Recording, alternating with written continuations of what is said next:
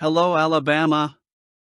While Auburn tries, unsuccessfully, to stay in the running, Alabama continues to dominate recruiting with unbeatable precision. Have you been following along? One of the cases was Rodney Cleveland, one of the best talents in the state, which only confirms what many already knew: the Tide is outperforming Auburn in an impressive and relentless way. What will it take for Auburn to start keeping up with Alabama's overwhelming pace in recruiting? Tough, and I don't think they will. Before the news, subscribe to the channel to receive more news from Bama.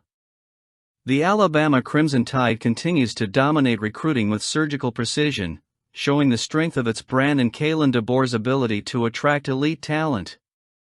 The acquisition of Rodney Cleveland, a highly rated defensive back in the class of 2026, highlights the program's assertiveness in securing the best players, especially within the state itself.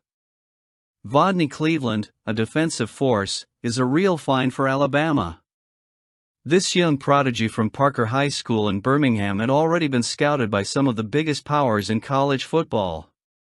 Auburn, Georgia, LSU, Michigan, and other big schools were in the running, but it was the Tide who came out on top. The impact of this victory goes far beyond statistics or rankings. It further cements Alabama's supremacy in regional recruiting, even surpassing its closest rival, Auburn, by authority.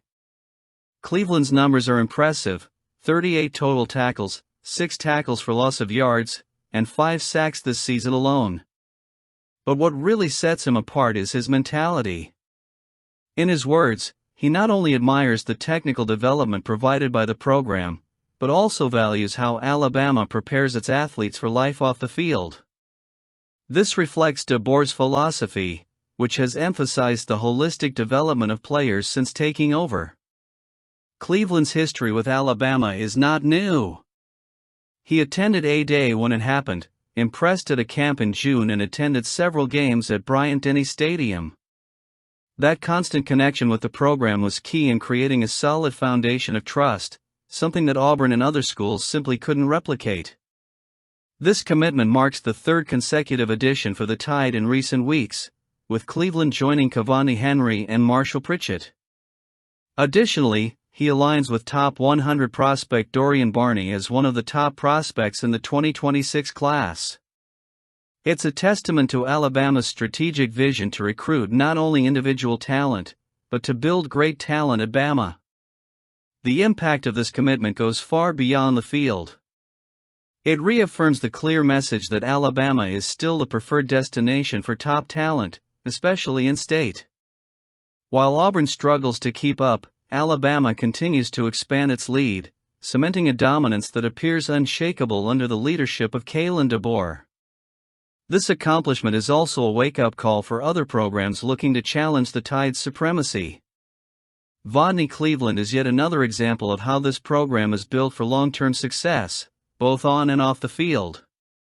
With this type of recruiting, it's clear that the Tide in Tuscaloosa is still high and mighty. Let's keep moving forward. In the ever-changing world of college football, a new chapter is unfolding for the Alabama Crimson Tide. Keanu Cote, the team's promising linebacker, has made the decision to pursue a new path and has filed for transfer to the portal, a decision that, while not easy, reflects the nature of the sport, where personal growth and development opportunities are essential. His decision was shared with Bama Nation in a respectful manner, demonstrating the maturity and gratitude with which he bids farewell to a significant part of his journey. Cote, who came to Alabama as one of the top prospects in the 2024 class, arrived with high expectations. Ranked as the 39th best player in the country and the 4th linebacker of his generation, his arrival at the Crimson Tide was seen as an important addition to Kalen DeBoer's roster. However, despite his potential, the path to establishing himself as a starter was not easy. With Dallas Turner and Chris Braswell dominating the linebacker position, Cote had to wait his turn. But his chance seemed to come when the two veterans moved on to the professional ranks, opening up a space for him. However, even with that opportunity, Cote fell behind players like K. Robinson and Quarusaw, who excelled in the starting linebacker role. Cote didn't have an immediate starring role during his journey, but throughout his performances, especially in 7 games during his time at Alabama, he proved valuable, recording 5 tackles and half a sack. The 2023 season, his 4th year with the program, seemed to be a transitional moment, a chance to prove himself. However, things took a different turn when Coat was suspended before the Mercer game, a decision that sparked further speculation about his continued presence on the team. Despite that, the way Coat handled the matter demonstrated rare class. His statement on social media reflects the importance he places on respect and gratitude for the moments he had at Alabama. Not only did he thank his coaches, teammates, and fans, but he also made it clear that his decision was made after careful consideration of his future and what would be best for his personal and professional growth. "The lessons I have learned, the relationships I have built, and the experiences I have gained during my time here are truly invaluable," he wrote, highlighting the positive impact his time at Alabama has had on his development. Coach Kalen DeBoer, who recently took over as the Crimson Tide's coach, has had to deal with yet another loss on the roster with the departure of defensive lineman G.E.M. Otis. As Alabama continues its journey with high expectations for the future, it is important to recognize that Coat's decision to seek new horizons does not diminish what he has brought to the team. His personal growth is as valuable as any collective achievement, and the Alabama fan base, known for its unwavering support, will certainly continue to follow Coat's journey closely and root for his success. Coat's move is, above all, a reflection of the constant changes that occur within college football. Players like him are looking for the best opportunity for their careers, and the transfer portal has proven to be an essential tool in that process. For Alabama, this departure is yet another challenge to face, but the team remains focused on getting stronger each season, with Coach DeBoer leading the team and building an even brighter future. Coat's time at Alabama may be over, but the impact of his time there will not be forgotten.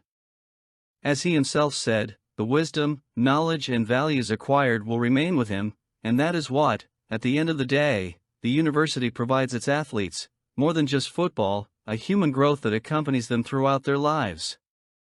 College football is once again paying attention to a talent who has been making a name for himself in impressive fashion.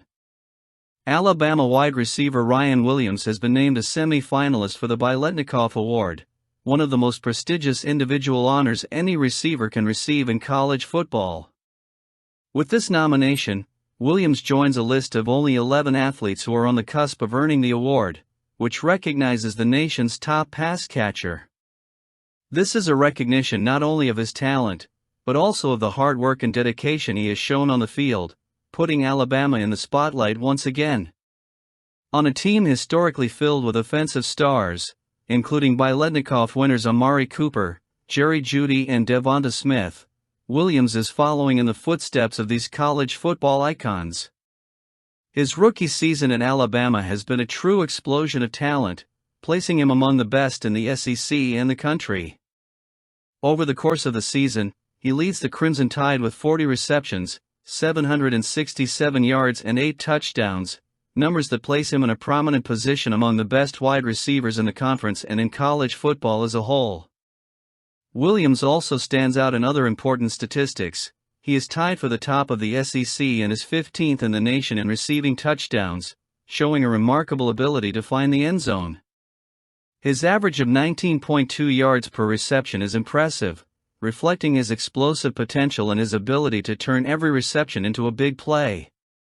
In addition, he has also been a threat in the return game, with 66 yards accumulated on 6 punt returns, in addition to adding 14 yards on 2 kickoff returns. This versatility has been one of Williams' great assets, as he does not limit himself to just one facet of the game, but contributes in multiple areas of the field. Ryan Williams' nomination as a Biletnikoff Award semi-finalist is not only a celebration of his individual performance, but also a reflection of the outstanding work done by the Alabama program. Under the leadership of head coach Kalen DeBoer, the Crimson Tide continues to produce exceptional talent, and Williams has established himself as a central piece of that team. His ability to make game-changing plays, along with his impressive ability to run, catch, and return passes, makes him one of the most exciting players to watch in college football today. Alabama, as one of the premier powerhouses in college football, is once again seeing its players shine and break records. Ryan Williams, with his vibrant style of play and incredible production, is writing his name alongside the program's greats. And as the team progresses this season, with Williams continuing to shine as one of its top talents, he has every chance of solidifying his position among the best and, who knows, even winning the coveted Biletnikoff Award. With 3 previous winners of the award, Alabama has a rich history of recognizing its wide receivers, and Williams appears poised to build on that legacy. Let's get to it. Kane Wink, returning to the role of defensive coordinator at Alabama, has been through an adjustment process. After 3 seasons as the head coach at South Alabama, where his experience and leadership helped shape the team, Wink accepted the challenge of returning to the position of coordinator for one of college football's powerhouses, the Crimson Tide, with the help of head coach Kalen DeBoer. The transition was not easy. It involved a demotion, but as Wink explained, the decision was motivated by his trust and respect for DeBoer, whom he had worked with at Indiana in 2019. In a recent interview, Wink shared that while the change in position was significant, the decision to accept the defensive coordinator position at Alabama was largely due to his trust in DeBoer and his philosophy of working. His superpower is his consistency, Wink said of the Tide's head coach, highlighting DeBoer's ability to maintain his poise in the face of challenges, a trait that Wink believes has been instrumental in the team's success this season. This consistent and balanced approach has allowed the Crimson Tide to overcome difficulties and achieve their best performance late in the season. Wink, in turn, has been adjusting the defense effectively. Over the past 5 games, Alabama's defensive unit has shown great improvement, forcing 16 turnovers and allowing just 20 points in the team's last 3 wins in particular. The numbers are impressive.